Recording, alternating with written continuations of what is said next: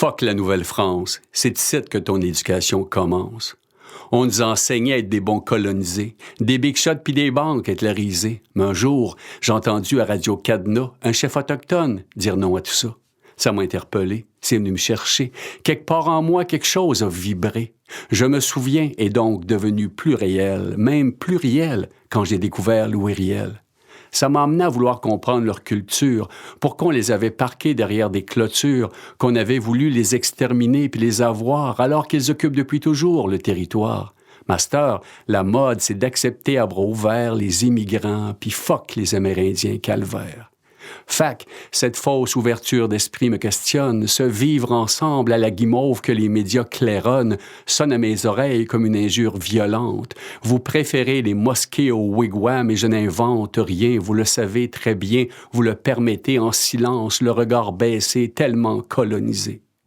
Mais ils vous ont inculqué que rien ne leur appartient, qu'ils sont avec des sauvages, des sous-terriens, qui sont bien mieux parqués dans des réserves comme du canard dans des conserves.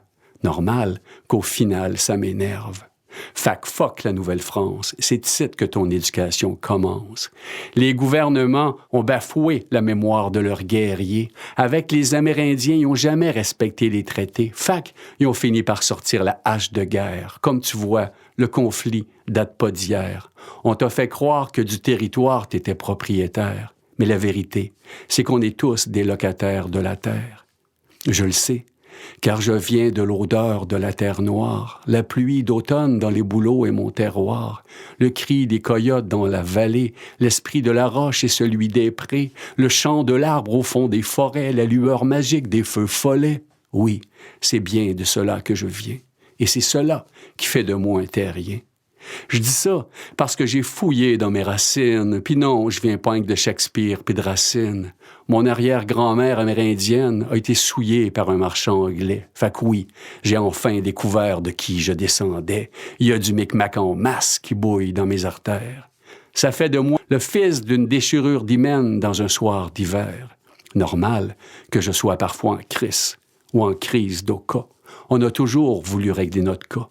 Parce qu'on n'est même pas des sauvages, juste des bâtards, mi-autochtones, mi-immigrants. Mais je me dis qu'il n'est jamais trop tard pour honorer ce qui est grand. Puis si toi, tu comprends rien, check bien dans tes veines, mon copain. T'as peut-être l'honneur d'être un peu amérindien.